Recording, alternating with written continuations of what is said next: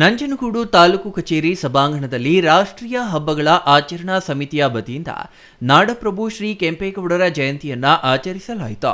ಕಾರ್ಯಕ್ರಮವನ್ನು ಶಾಸಕ ದರ್ಶನ್ ಧ್ರುವನಾರಾಯಣ್ ಉದ್ಘಾಟಿಸಿ ನಾಡಪ್ರಭು ಕೆಂಪೇಗೌಡರ ಭಾವಚಿತ್ರಕ್ಕೆ ಪುಷ್ಪ ನಮನ ಸಲ್ಲಿಸಿದರು.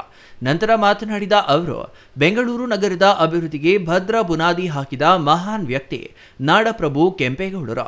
ನಗರ ನಿರ್ಮಾಣ, ಮೂಲಸೌಕರ್ಯಗಳ ಅಭಿವೃದ್ಧಿ ಹಾಗೂ ದೂರದೃಷ್ಟಿಯ ಆಡಳಿತದಲ್ಲಿ ಅವರ ಕೊಡುಗೆ ಅನನ್ಯವಾಗಿದೆ ಎಂದರು. ನಗರ ಮತ್ತು ಗ್ರಾಮಗಳ ಸಮಗ್ರ ಅಭಿವೃದ್ಧಿಗೆ ಕೆಂಪೇಗೌಡರ ಚಿಂತನೆಗಳು ಇಂದಿಗೂ ಪ್ರಸ್ತುತವಾಗಿದ್ದು, ಅವರ ಆದರ್ಶಗಳು ಮತ್ತು ಸಮಾಜಮುಖಿ ಆಡಳಿತದ ಮೌಲ್ಯಗಳನ್ನು ಮುಂದಿನ ಪೀಳಿಗೆಗೆ ಪರಿಚಯಿಸುವ ಅಗತ್ಯವಿದೆ ಎಂದರು.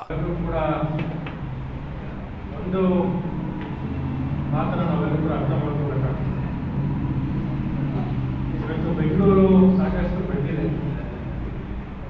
ಬೆಂಗಳೂರಿನ ಬೇರೆ ಬೇರೆ ದೇಶಗಳಿಂದ ಕೂಡ ಇವತ್ತು ಬೆಂಗಳೂರಿಗೆ ಬಂದು ಅಲ್ಲಿ ಹಣವನ್ನು ಹೂಡಿಕೆ ಮಾಡಿ ಇಲ್ಲಿ ಬಿಸ್ನೆಸ್ ಮಾಡುವಂಥ ಒಂದು ಪದ್ಧತಿ ಈಗ ಬಂದಿದೆ.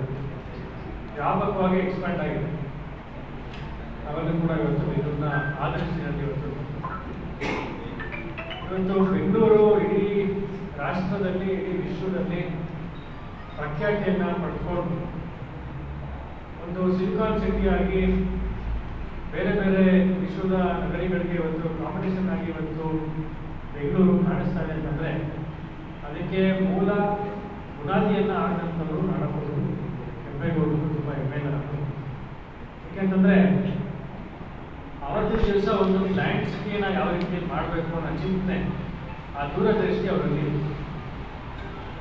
ಈಗ ತಹಸೀಲ್ದಾರ್ ಮೇಡಮ್ ಅವರು ಮಾತನಾಡ್ತಾ ಹೇಳೋದು, ಮೊದಲನೇದಾಗಿ ಒಂದು ಸಿಟಿಯನ್ನು ಕಟ್ಟಬೇಕು ಅಂದರೆ ಒಂದು ಗಡಿಯನ್ನು ಒಂದು ವಿಸ್ತರಣೆಯನ್ನು ನಾವು ಮಾಡಬೇಕು.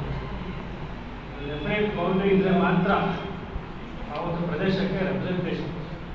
ಇನ್ನು ಮುಖ್ಯ ಭಾಷಣಕಾರರಾದ ಡಾಕ್ಟರ್ ಎಚ್.ಬಿ. ಬೆಟ್ಟಸ್ವಾಮಿ ಮಾತನಾಡಿದರು. ಈ ಸಂದರ್ಭದಲ್ಲಿ ತಾಲೂಕು ದಂಡಾಧಿಕಾರಿ ಡಾಕ್ಟರ್ ಸ್ಮಿತಾ ರಾಮ್ ಸೇರಿದಂತೆ ವಿವಿಧ ಇಲಾಖೆಗಳ ಅಧಿಕಾರಿಗಳು, ಗಣ್ಯರು ಹಾಗೂ ಸಾರ್ವಜನಿಕರು ಉಪಸ್ಥಿತರಿದ್ದರು. Kumar, CTV news, Nanjangud.